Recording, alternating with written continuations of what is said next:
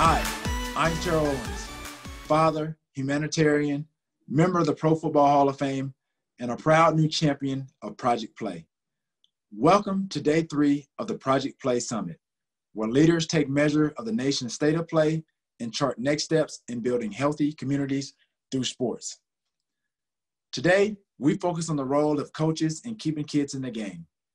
Coaches have never been more important in the lives of youth, given everything that young people are facing today. In a bit, I look forward to sharing with you my thoughts on how school and community coaches can best serve their athletes.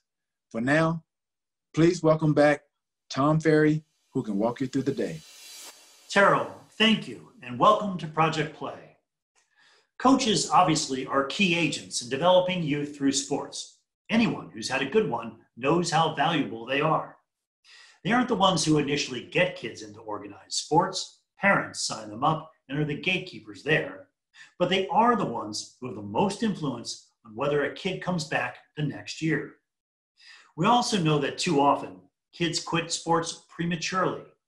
Our data with Utah State shows that the average kid plays a sport just 2.9 years, quitting by age 11. There's too much early retirement in youth sports, as recognized in our Don't Retire Kid campaign last year. And coach quality is a component of that. This has been a focus of Project Play, as well as many groups in our network and beyond. And major progress was made last year in training across all key competencies. We need more coaches trained in how to help kids grow through sports. And we need more coaches, period, as there were just over 5.7 million of them last year, down from 6.5 million a few years earlier. So we at Aspen are proud to have partnered with the Susan Crown Exchange to help grow those numbers and create tools to help coaches meet kids where they're at while teaching basic life skills.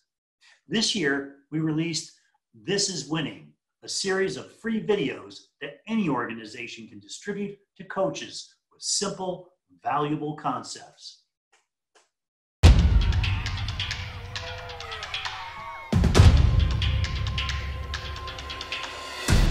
Hit, hustle, shoot, kick, catch, dribble, cut, serve, pull. Coaches teach young athletes the skills they need to succeed on the playing field. It's time to help more coaches teach the skills kids need to succeed in life. Project Play offers simple, powerful, free resources to develop the life skills children need to thrive. This is how we raise confident, resilient, and empathetic children. This is our call for coaches. This is winning. The full series of videos will be shown during today's workshop, How to Coach Social and Emotional Skills. You can also find them on our website. With that, I'd like to bring in Susan Crown of the Susan Crown Exchange, who has an exciting announcement that offers new opportunities for sport providers. I grew up in a busy household with 6 brothers and sisters. Playing and watching sports was everything. My sport was tennis. I invested thousands of hours hitting against the garage door, on the court, everywhere. While my serve may not be what it once was, the lessons I learned playing the game have left an indelible impression. I learned how to stay focused, how to be determined when I was behind, how to regulate and channel my emotions into the game, and above all, how to be coached by people who believed in me.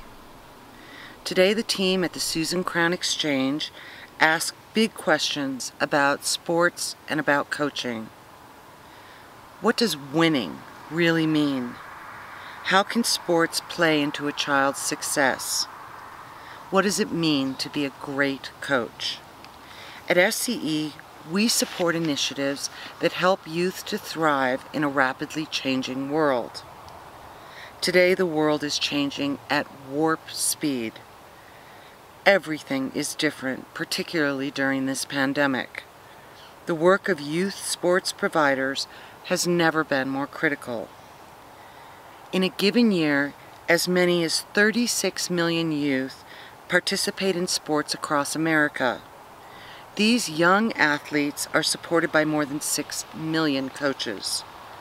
When done right, sports keep kids moving in the right direction, and they keep them healthy. They promote social and emotional skills like teamwork and empathy and problem solving. And whether from personal experience or from the ever-growing body of research, we know that these are the skills that matter the most. Yet outcomes are neither clear nor well understood. Being a caring adult is a lot, but it may not be enough. Coaching requires a nuanced skill set that's developed through training and ongoing professional growth. Life lessons are not implicit, they are essential. Some coaches intuitively teach kids these life lessons. Others need to learn how to embed these lessons into the activities that engage youth where they're at. In 2019, less than 1/3 of all coaches reported that they were trained in positive youth development. We'd like to change that.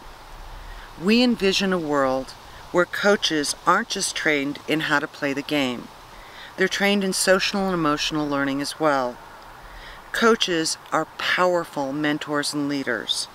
They're big brothers and big sisters, and often they're the most transformational adults in a child's life.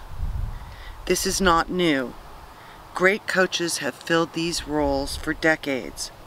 But here's the question: what if every child had a great coach? The good news is we're not the only ones asking this question. Positive Coaching Alliance and Aspen Institute and many others have been working towards a future where every coach is supported and well trained. We're here to help that vision become a reality. Today we are very proud to announce the Million Coaches Challenge. Over the next 4 years, our goal, in partnership with many of you, is for 1 million coaches to be trained in positive youth development. If you provide the training, we'll provide the support. Together, we can teach millions of young athletes to work together to celebrate their successes, manage their failures, and to build healthy relationships.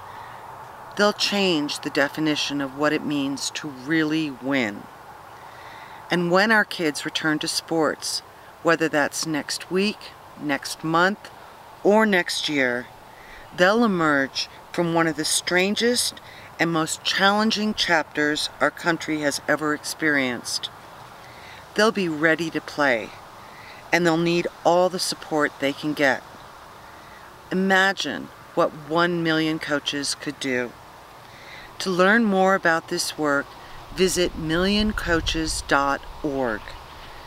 We hope you will join us.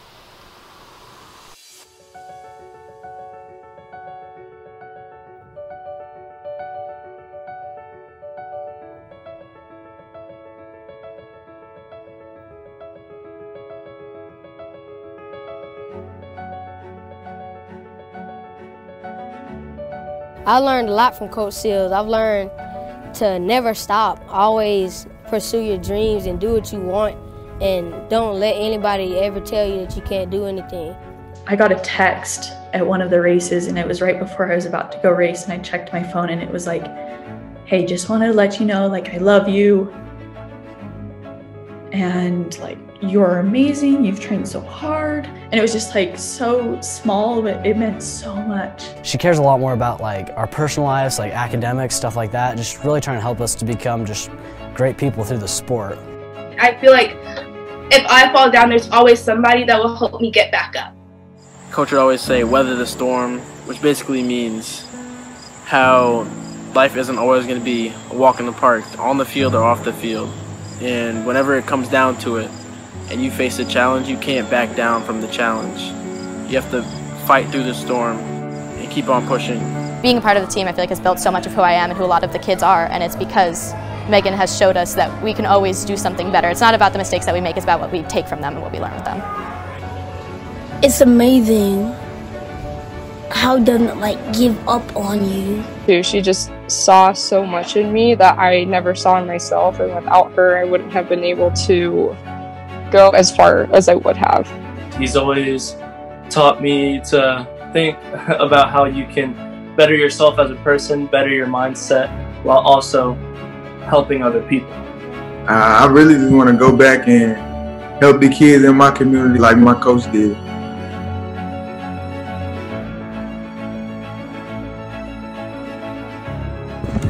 Dear Coach Richard, you have been the greatest coach in my life. I love you, Richard. I want you to show me your gym. You helped me love football again. Thank you for being my favorite coach, Marty.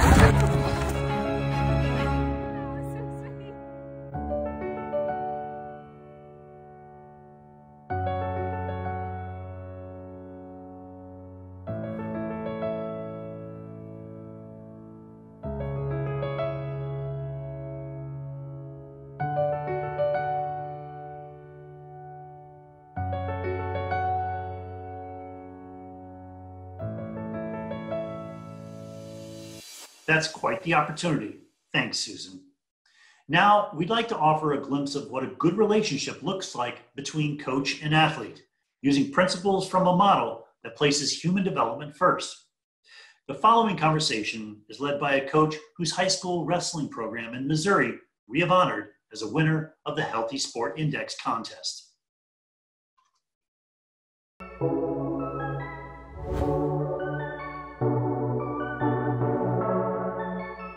Hi, I'm Marty Hauck, USA Wrestling Gold Certified Coach. I was an under 15 World Team Coach, US Grit.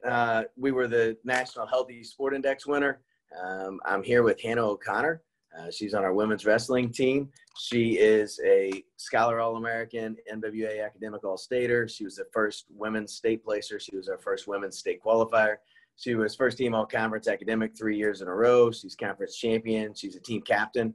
She's done our captain's council and our captains and coffee with us. And we're going to talk about the new model for coaching and some of the values with that. And basically, we're going to talk about our player-coach relationship. We meet weekly and we have for several years. So hopefully you guys will be able to see that relationship. First slide that we're going to show here real quick. Hannah, if you just want to tell me your thoughts, like what do you see when you see this? You can never take a moment for granted. I'm not going to be here in high school forever, so I only have the state moments for 4 years if I'm lucky. Excellent. Yeah. And then what do you think that a coach sees when I see this? Like, what do you think that I'm seeing whenever I saw this? Like, because you guys were one of the first things that I thought of. You can't take the athletes for granted, like especially the seniors being their last year. When you see this, and we talk about boosting confidence all the time with our captains, and so when we're boosting confidence, what do you think that works for a coach? From an athlete to a coach, like what do you see that's great for boosting confidence in a coach that we do? The goal setting and journaling is a big one. So you have to know our goals, and that gives you confidence to know what we want to work on in journaling because you know what we're doing to achieve those goals. So. See, and I look at it from the athlete and the coach side. I chose reframe perspective to try to put that positive spin, and we talk about resetting quite a bit and just the mental side of things. And so that's what we're going to kind of get into. I'm going to show you some slides of both myself and you, and we're going to look at how can we reframe and change the perspective and keep it positive because that's ultimately what we want to do, right? Wrestling's hard enough without negative things. So we do work captains and coffee. We do discuss, and we discuss it with the entire team, a stoplight analysis. For those of you who aren't familiar with it, Red is a highly frustrated coach that's, very aggravated and on the tip of brink and doing something that they will regret probably the rest of their life. Yellow is they're getting on that edge. They're very frustrated. They're getting on that edge. And then green, they are very positive. Everything's going right. They're winning. They're confident. They're confident in the athlete. And it's the same thing. We evaluate our athletes as well. Our athletes green, yellow, and red, like, which stage are they in? Are they confident? Are they not as confident? Are they positive? Are things going south pretty quick and we got to reframe them and reset? So we discuss that quite a bit. And so I'm going to show pictures, and Hannah and I are going to kind of do our thing that we do. What about coaching side here? Yellow, because it just looks like you're upset with the kid, like they're not listening to you and taking your advice. Sure. And so obviously not to the point where screaming and yelling and going crazy, not red, but yellow there, you think? As an athlete, where would you be if your coach looked like this? Oh, I would be like ready to run after my match. So I'm thinking like red, like you're just, yeah, definitely red. Yeah. So you would want to avoid the coach if they're like this. Yeah, most definitely. Right. See, and when we talked about earlier, this could be a passion thing. Like, maybe I'm wrestling a move here. We talked about, like the other coaches around, like you can almost look to see if the other matches, like who's winning and who's losing just by their coach's reaction, right? The body language is saying way more than the action, probably. Oh, yeah. Like the person in the maroon shirt back there looks pretty calm, but his opponent's coaches they're up on their feet and yelling at their kid. As a wrestler, do you, obviously going off your last answer, I don't know, do you want to wrestle them? And okay, let me flip this. As a coach, as a captain, and you see the head coach doing this, probably one of your responsibilities to help get them from red.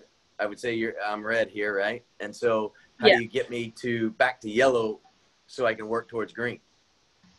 Well, in the second picture, you're saying that that's a pin, and it probably was, but I could tell you that, like, they're in control of the match, they know what they're doing, and try to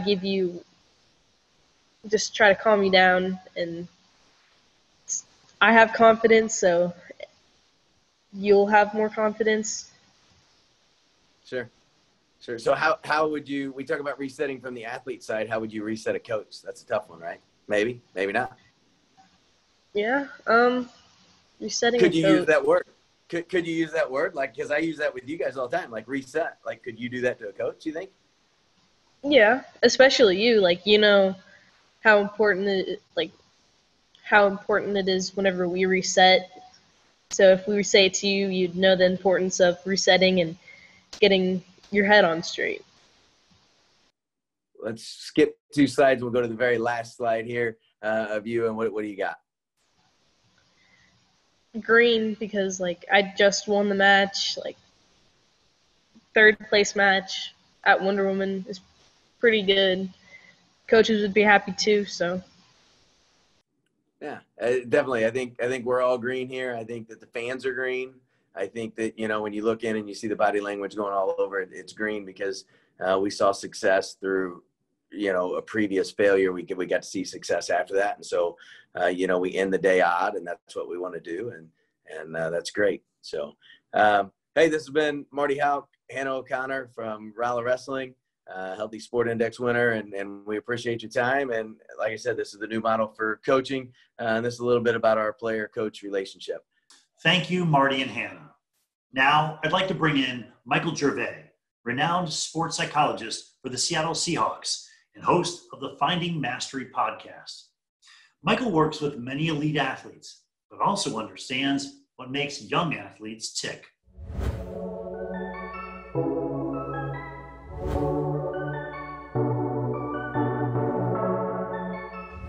Okay, I'm Dr. Michael Gervais, by trade and training a sport and performance psychologist, and I'm here with the absolute legend, T.O., Hall of Famer, Pro Bowler, and absolute legend when it comes to making a difference in the environments that he's in.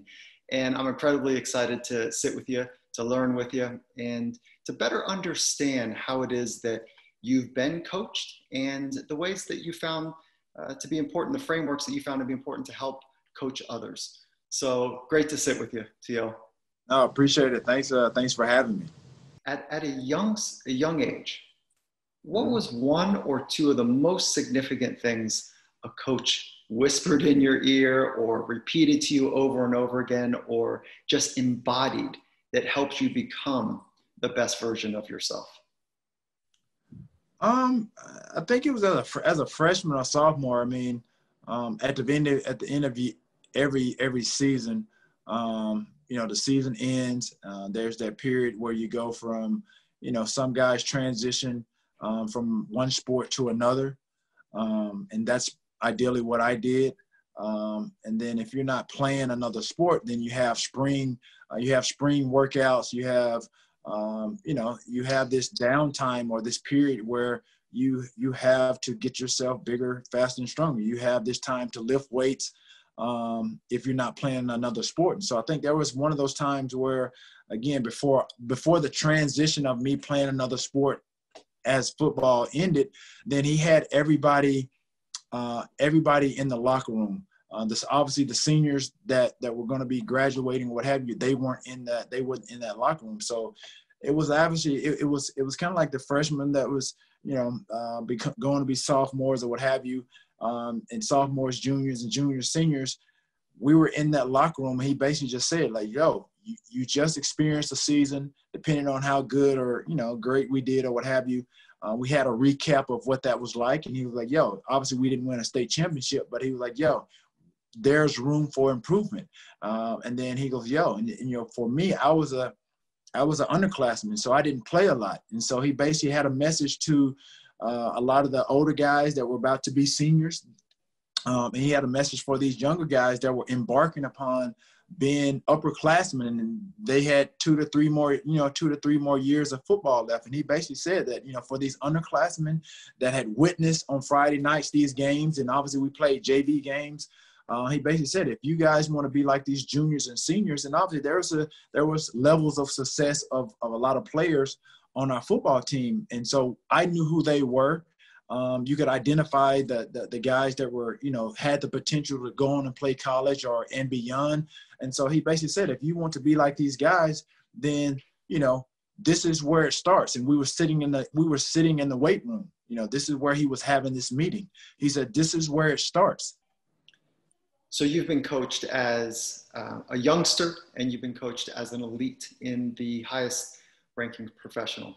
And so can you talk about the difference between what it takes to be a great coach for young people and the differences in coaching in the pros?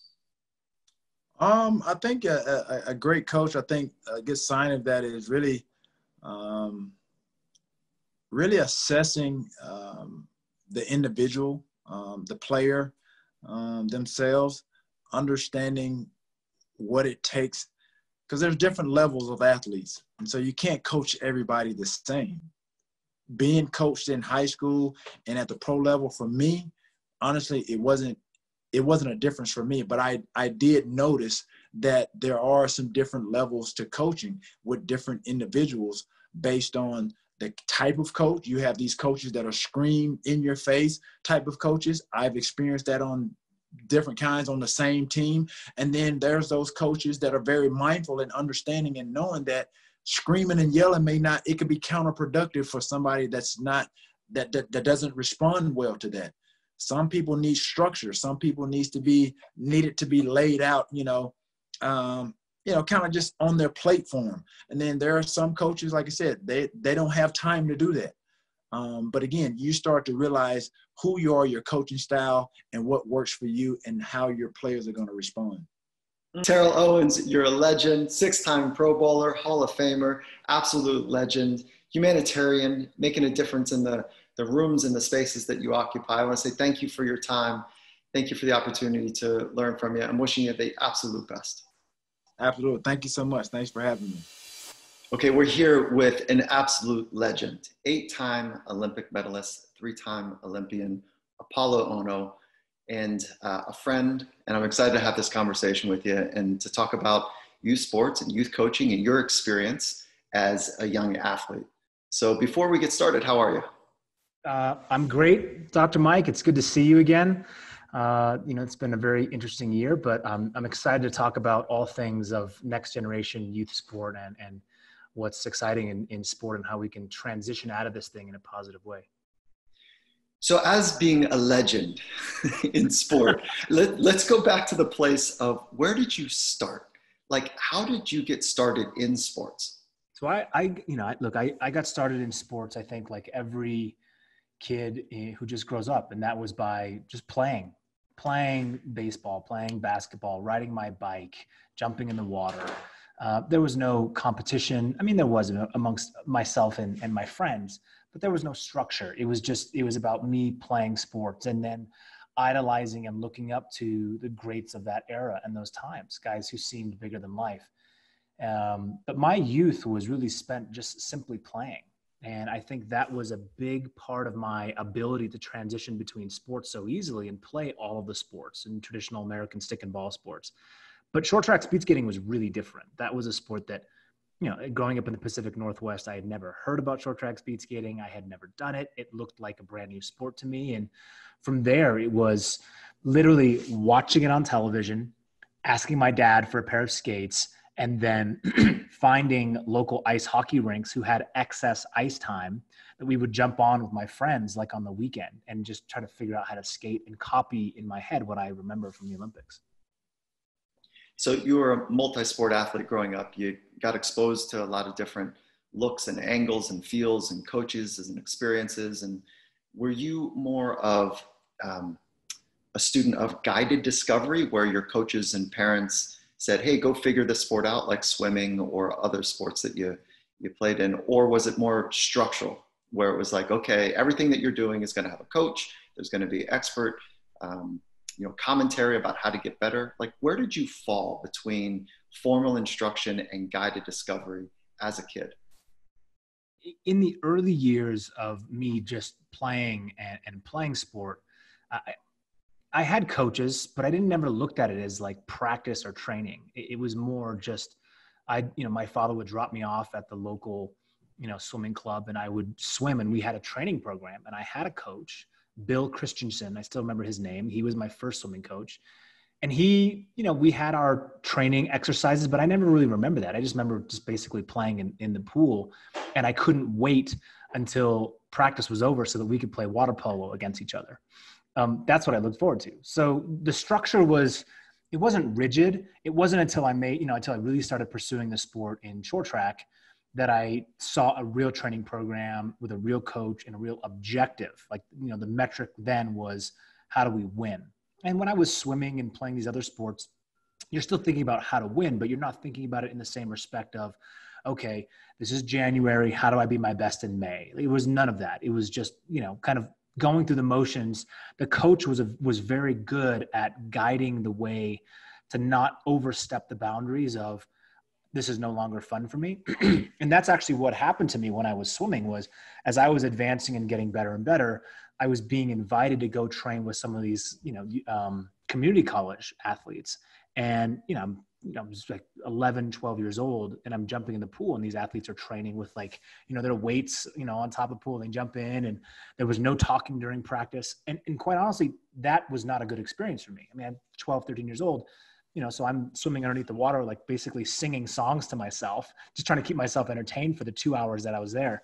But it didn't last because of that. And I think looking back, if there was a way to blend more of the fun and play aspect, and then underlying that is this structure of training, but I don't really think about it, it would have been much different. Looking back now, what did you miss? What did you not get to experience because you were experiencing the relentless edge to become your very best at a young age? I'm actually really glad that you brought that up. So it's a seesaw, right? When you commit to something at the age of 14 years old, I moved from Seattle to Lake Placid, and that was a huge change for me. So my school, my environment around the friends in that school, my life is now revolving around one singular focus, and that is to become the best version of the athlete of who I was. And then look at my life in these kind of sections of every 4 years is how I would define that. For the next 12 or 15 years of my life, that's how my life would be really actually lived. So a lot of the friends that I had growing up in junior high and in high school, I mean, I was there, but I wasn't there. So my childhood was not normal. It was very unique and very different. And it was challenging, right? Because I sacrificed a part of that, which is my choice to do something. And I was traveling the world at the age of 14, competing in all these countries. And it was, that itself was the incredible attributes and life lessons learned. But also I felt like my growth as a human was actually quite stunted, right? My learning environment becomes that of the ice rink and the locker room. And my personal development that we normally would see as a young athlete comes in the form of who my coach is and the relationship with my parents. And so instead of the replacement of being in a classroom or an academic atmosphere where you've got many friends and many different opportunities to grow and explore, my exploration really came in the form of how do I be better on the ice? So it's this very singular focus, which is extremely powerful when harnessed. When I retired, it was very clear to me, Mike, that I saw there was a huge part of my life that I was living that other people didn't live. And I also didn't experience because I didn't grow up in a normal traditional setting. I didn't have a lot of friends from high school. I was this transient Olympic athlete bouncing from city to city while we were training. And I was in school, but I wasn't paying attention to the academic. I was just thinking about how do I get back to the ice rink? How do I get back to the weight room? How do I do that? That became my sole focus. And I think that youth it was a trade-off. You know, I don't believe it has to be as extreme in today's standards. I think that now we've got the ability to have access to information and experiences no matter where in the world that we are. But at the time, I felt like that was a requirement. I had to jump out of the plane trying to look at a target with no parachute, and it was either do or die. So, I mean, there's strength and beauty, I think, in that focus. I often look back on my career and on my life and think like, man, like there was so many amazing athletes internationally that I could have connected with. There's so many experiences that I could have connected with outside of my sport with other Olympic athletes who have and share amazing journeys. But I believe, you know, when you're in the moment, when you're in the fight, you don't see that. You're just in this bubble. And that's why I really think, you know, youth sport is a tremendous opportunity for us to grow some of the attributes that maybe aren't on the surface related to sport, but we know that they will really serve us and serve those around us in many different versions of our growth when we leave sport into the real world and become civilians and you know, basically committing to our communities and families. So coaches play such an important part of the development of youth, so do parents, obviously. And it's often said that coaches are the handshake for athletes and sport. So they make the introduction. Sport is met at the relationship with the coach. And my experience has been that amateur coaches do a lot of talking and pointing. And then as you go up the rung from amateur to performance coaches, to high performance coaches, to masterful coaches, that masterful coaches ask more questions than they do say and direct the athlete. And it's the inquisitive nature of what did you see? What did you feel? What did you figure out? What did you learn? That gets the athlete to embody the insight rather than it being from an external source. So it sounds like your dad knew something. It sounds like he really had some insights around that. And that being said, as a slight transition, Project Play is calling this hour Redefining Winning in Youth Coaching. And the idea that the coach wins by developing their players into happy, healthy adults. Do you think that that also applies to speed skating? I think it's so important. And the way it applies to speed skating, short track speed skating is the embodiment of you cannot control every aspect of your sport. You can train your entire life, run the same race 4 times and get 4 different winners. And you can be the best in the world and be inches from the finish line and someone falls down into you and your dream of winning gold is gone like that. So it teaches you cognitively to not only reinvent and prepare yourself for the next race, but also helps you deal with winning and losing. And youth, it's very important to build, as you mentioned, wholesome athletes, wholesome humans who use the vehicle of sport as their means of expression to be the best versions of themselves. But also not only in winning, how do you coach in terms of winning, but how do you lose? Because in those losses is where you get the greatest runway to really catapult to have the biggest wins. And if you just let them and you don't want to touch that pain and you let it go, I think that's where the mistake is. So my father did this to me, and I think all the youth coaches, the great ones, are able to have great communication with their athletes and go beyond just this is the training program, do the work, don't talk, and then I'll see you tomorrow. I think it goes many layers beyond that. And if you can tie in the lessons that sport will teach you, the stronger and more resilient and better that we can reinvent ourselves and adapt to any environment and still perform very well. I think that's what we would want to see, is when all of the odds are stacked against an athlete or a team, or when it gets really tough and we look in the face of that athlete, what does the athlete do? Do they crumble and cower and go back? Or do they stand tall and be strong in the face of that fire? That some athletes have that naturally, but I would say most don't. That's a trained skill, and that takes the requirement of coaches, of the teams around them, of your peers, to consistently get your reps in. I mean, you're at practice, you're swimming every single day, you're training, you're going in laps and speed skating, and people show up to competition not training the most important asset of all, and that's our mind, that's our brain, that's the psychology behind what you're doing. So I think that the shift has to occur where once you know that this is unlimited in its ability to handle anything, stress, your life is the door is open and the glass ceiling is shattered. And I think that when I think about the next generation of athletes, yes, I want them to win. Yes, I want them to go to Beijing 2022 and bring home medals. But more importantly, I want them to go there prepared to feel like they have zero regrets about their preparation, and then come home regardless of the outcome, ready to tackle what's challenging next. Because athletes in their essence, we like to think of them as having all of the attributes that we would want to have and hire as a part of a company or an organization, because they've been through the fire. They know what to do.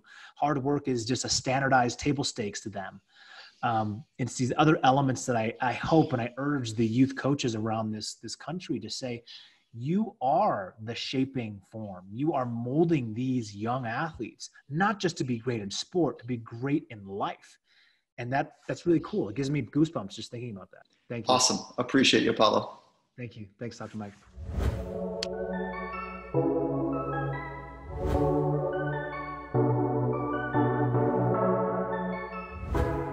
Another Olympian with valuable insights to share is gymnast Laurie Hernandez, a member of the gold medal USA team that won in 2016. Laurie is famous for her upbeat attitude, but she also has experienced depression and eating disorders. This spring, she went public with what she said was the reason why: physical and emotional abuse by the woman who had coached her since she was 5. That coach, Maggie Haney, has now been banned by USA Gymnastics for 8 years for her treatment of athletes, including Laurie. So, Laurie, thank you for elevating the issue of emotional and physical abuse by coaches. You know, a lot of kids in many sports deal with this, and it's often just accepted as the way sports are. Why is this not okay? So, emotional abuse can be quite tricky, I think, especially with Gen Z. We've gotten this totally enjoyable title of being snowflakes and of being too sensitive. And so I think a lot of that makes it especially hard to detect when something is really off, simply because from the get-go it's shut down and we're told we're too sensitive, which is it's interesting. Don't get it. Maybe it's because I'm Gen Z, but I think making sure the environment is safe doesn't call for pushing kids past a healthy way, verbally and emotionally, and understanding that the kids' well-being comes first. Because as soon as the sport comes first and the placement comes first, that's where things just start unraveling, I think. And so it's also noting to the kids out there that if you're, you know, getting coached and something doesn't sit right, communicating with those around you, and especially to your parents or to a trusted adult around you, and filling them in on what's really happening is very important, but making sure that it's an environment where we do put the kids first. I think that's the biggest thing that I got from all of it. Mm-hmm. What do people need to know about how you were coached? Well, I started when I was 5. I was in the same place / environment for about 11 years. And I think especially with gymnastics culture, I mean, that culture of abuse in general was something that was tolerated in the past and even rewarded at some points. And those are some things that I think USAG have also acknowledged in the past of like, okay, well, this happened, and that's a very big first step, but it's acknowledging that it happened. And because that type of coaching was tolerated and was kind of rewarded, I wasn't just seeing it in my own home gym. I was seeing it in my friends' gyms. If I'm going to competitions, I'm seeing it kind of everywhere, to the point where I'm desensitized by it. I don't actually see an issue with it. I just know that something feels off, and I figure it's probably me, which it's not the case. And so also just letting kids know that like their gut instinct is actually very powerful, and trusting that and communicating with others and letting people in and sharing what's going on. That's so important. Mm-hmm. Yeah. How did that style of coaching make you feel? Not the greatest. I mean, it's quite the interesting situation, because on one end, emotionally, I'm feeling a little bit down and drained and just feeling like I can't really do anything good enough. And then on the other end, the physical results, I'm making championships and I'm getting to all these crazy competitions, and I'm able to place high on a lot of events and whatnot. And so seeing those results, of course, something's kind of like, oh, well, maybe it is working. Maybe it is just me. Maybe this is normal. And, you know, that was not the case. If you're not feeling safe and you're not feeling happy in your environment, then something's definitely off. It's not you. So, yeah, I don't know if that answers the question, but that's kind of. Yeah, no, I did feel good. I mean, how did it impact you as not just as an athlete, but just as a young person, as someone who's growing into herself?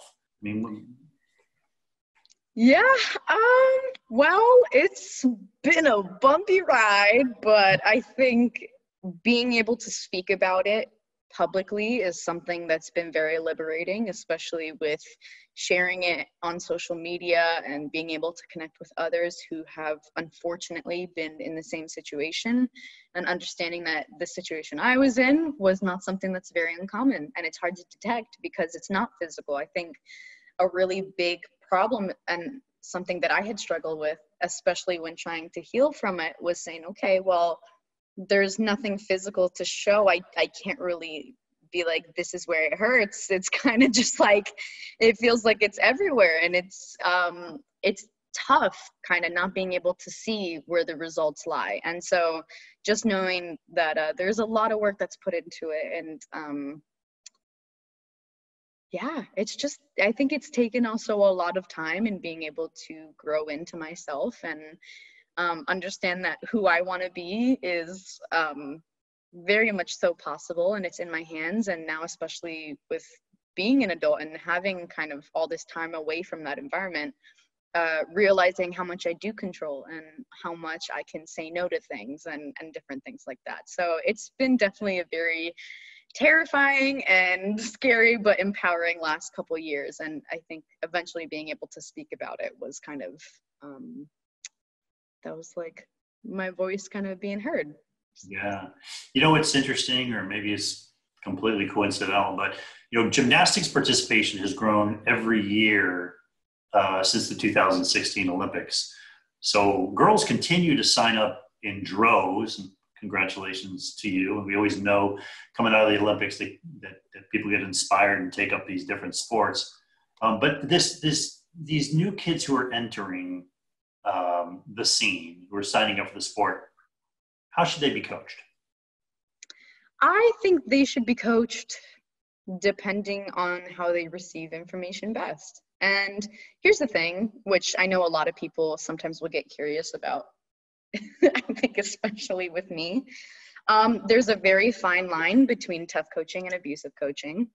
And tough coaching is good as long as it's safe and healthy for the athlete and for the coach.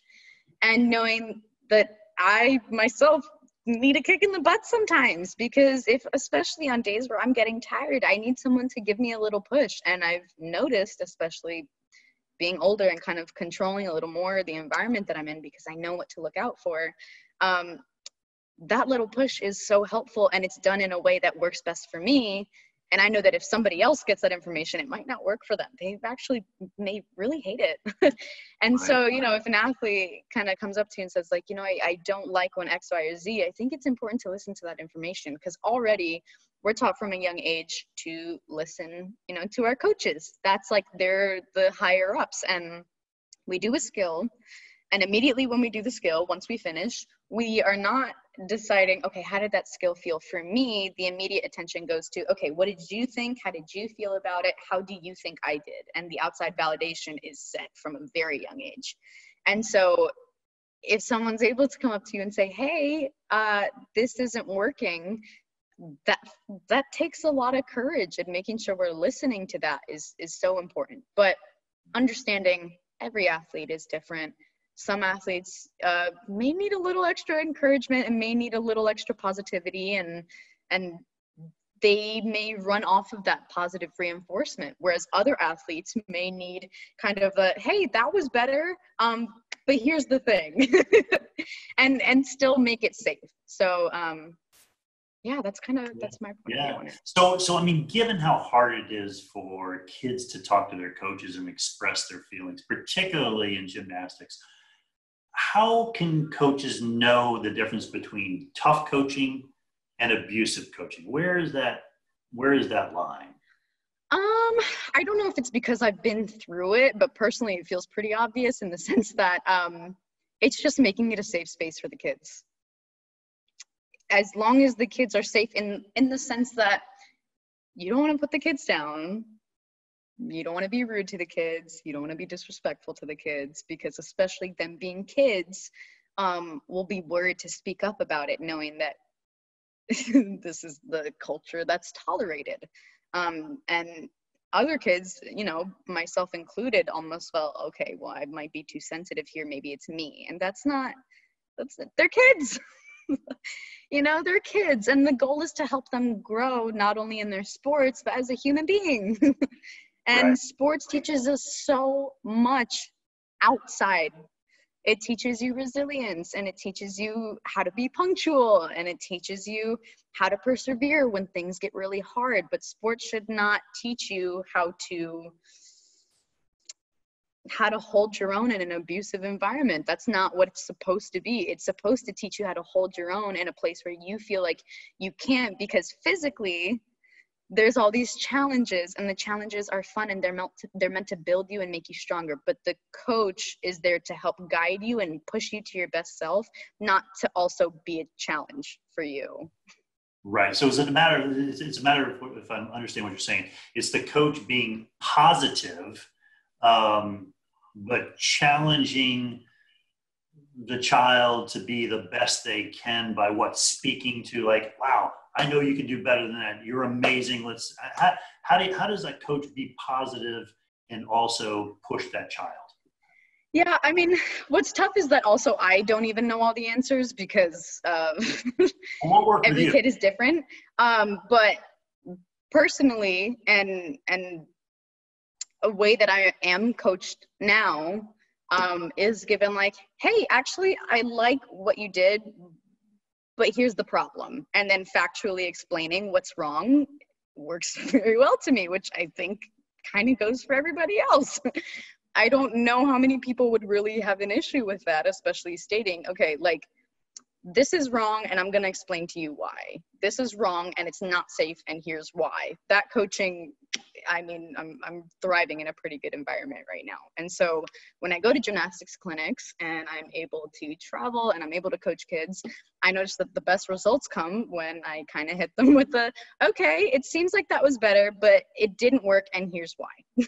And then they get a reason for it. They don't feel the need to question. And if they do, it's a safe place for them to do so, because it's not their fault that they're not understanding something. They are literally asking you for help, and that's your job. And so if they hit you with a, oh, well, I don't really understand this, then it's our job to get creative and to come up with different ways and to help guide them into understanding what we're trying to get them to do, not forcing them or making them uncomfortable or yelling or screaming at them to do things. There's thousands and thousands of different ways to do things. And if anything, gymnastics has taught me that, you know, we're running skills hundreds, thousands, and thousands of times before we compete them. And every turn is different, and it's learning to adapt to that.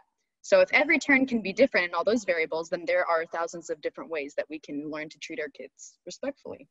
Right. It sounds like what works with you is kind of like a praise sandwich. You start with the praise, and then you move to the very constructive, specific guidance on how you can improve, as opposed to starting with the demeaning and staying with the pressure, right? Am I getting this? I mean, right? that works for me, but then I can tell you that my teammate doesn't work well with that at all. She actually needs someone to be like, yeah, no, but here's why. So the positive almost, she just doesn't really work well with that, but there's still a way to be positive without like kind of, there's also no reason to like comfort blanket everybody. It's in the sense of making it a safe environment. That's the whole thing. I like a good positive sandwich. You want to give me a positive sandwich, like go right ahead. I work well with it. However, my teammate, she's going to need a little, like she needs a little more of an oomph. Like she needs a, okay, no, but, but I have a way that we can make it better. Right. Whereas with me, I don't mind working in an environment of like, hey, you know what? That was actually better. I think it could be really well if we, so everybody's different.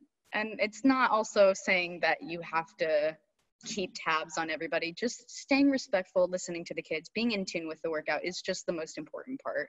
I think also that's the foundation. You've signed up to be a coach. You've signed up to be a mentor for these kids. They're going to look up to you, and they're going to see the way that you handle problems, and they're going to adapt to that because that's their representation. Right. So Yep. Decide the coach and the person that you want to be for these kids. Gotcha. Yep. So USA Gymnastics this spring suspended your coach for 8 years for her behavior toward you and other gymnasts. How do you feel about the resolution? I think it was good. I mean, you know, it took a little too long to get there, and the case was opened on an Olympic year, which made things really difficult. But there was a positive result from it, and I don't know what I was expecting, but I wasn't quite sure we would get that. So I was pretty, it was comforting to know that they did something about it. And it also sets this expectation that, hey, if you're coaching like this, this isn't the way to do it. This isn't right, and here's why.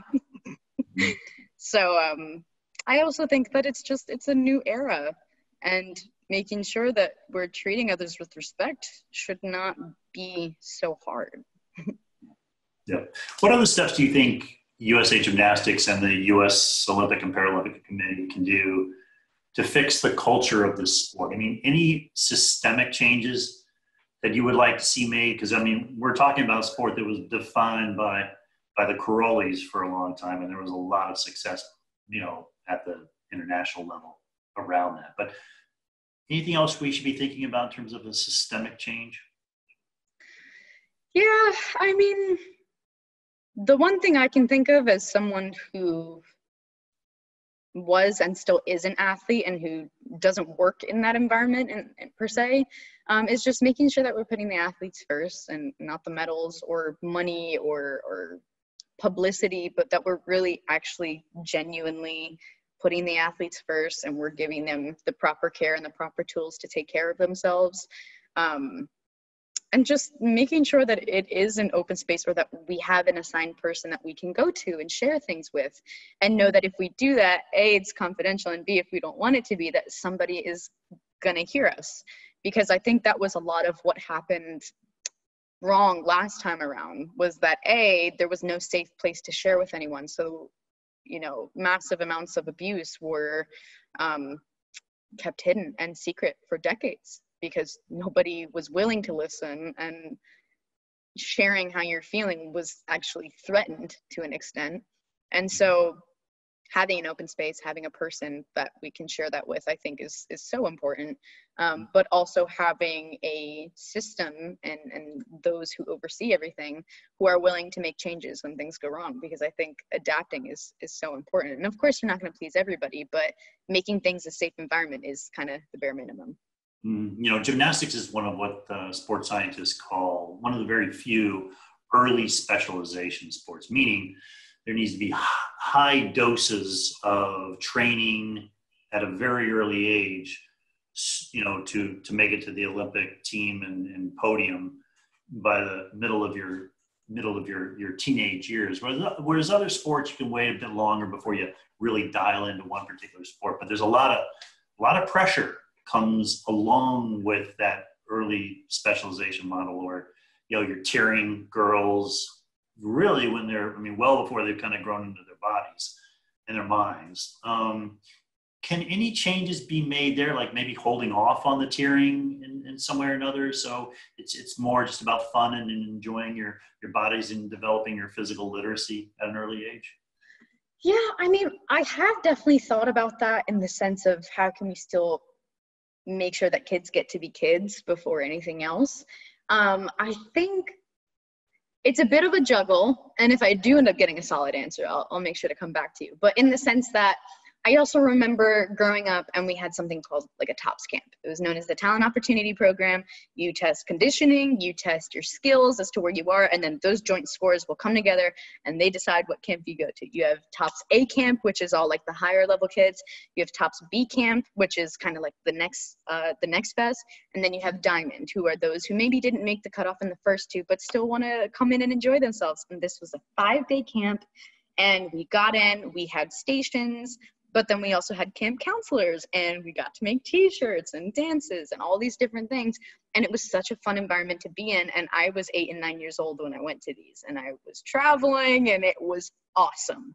So I think it's kind of a juggle in deciding, you know, what's best for your kid. Does your kid want to do these things? And if so, how can we make it a lot of fun? Because that was something that, like, I made friends at that camp, where there's one of those girls that I'm still friends with today. And that's, you know, that's pretty cool. You make a lot of friends from across the US and at some point across the globe, because you were put into an environment that we all get to share together. So, you know, as crazy and as tough as gymnastics is, and even though in the past there have been a lot of downsides, it's also remembering that there's a lot of good in the sport, and there's a lot of love in the sport. It's why I came back, you know, and I was like, okay, maybe if the environment is different, then it'll be a different outcome. And so sure enough, I've just fallen in love with the sport all over again. I love what I do, and I guarantee that there's a lot of other athletes like that who feel the same. As much or more than you loved the sport previously? I think so. I mean, especially, you know, given the circumstance, in the sense that in 2015 and 2016, I was so hell-bent on making that 2016 team. Understandably so. I don't take it back. But it was really stressful. I mean, it felt like a giant weight on my chest. Whereas now, knowing that I've done it in the past, I do want to make it again. But this time I have the leniency to really enjoy myself and to try new things and to see if they work. Because if they don't work, I know that before anything else, I'm a human. Like, I am my parents' daughter. I'm not just gymnastics. And it's also important for people to hear that as well. But I'm just excited to get back out there again and start competing, because I do miss it. That's awesome. So you told the New York Times when you came forward with your story that you did so, quote, for little Laurie and all the little kids out there, unquote. What impact do you hope to make on the culture of coaching in this country? I mean, I hope that we can just make as many safe environments as possible, because I mean, you know, across the US and across the globe, there are so many kids who maybe their environment at home isn't good and they come to sport for a safe place or for a sanctuary, or, you know, maybe they're struggling with mental health reasons, physical reasons, or they know someone close to them who's not doing so well. And they come to sport as a place to just relax and let their guard down and to be themselves. I think making sure that, you know, we owe it to these kids to give them something really good. I think that's kind of, at the end of the day, it's just trying to build the best human beings that we can do. And sport is such a great way to do that. It builds character, it builds a lot of resiliency, you know, and making sure that we can nurture that and make some pretty neat human beings. I think that's a good place to start. That's awesome. Well, Laurie, you're terrific. I love your insights. Thank you for everything you do. You're an incredible voice for kids. Keep going. We need you. Thank you so much. Take care. Thank you to all our morning session speakers. We're going to take a short break now, but if you'd like, just like yesterday, if you want to move your body, please join us on Facebook for a Box Blast, where trainers from Box for Kids will be leading a 15-minute session. Another option, after the Box Blast, please join me in a live Zoom room hosted by the Play Sports Coalition, a new Project Play champion which has developed an advocacy platform tailored to policymakers that aligns with many of our ideas. Each day, we're exploring one plank of the Project Play platform for action. Today, we want to know where you have energy around enhancing the capacities of community providers. Enhancing those capacities will be a focus of the 1 p.m. Eastern hour of our programming, where we'll hear from innovators focused on growing the human and technology capacities of providers, as well as U.S. national soccer team star Alex Morgan. See you soon.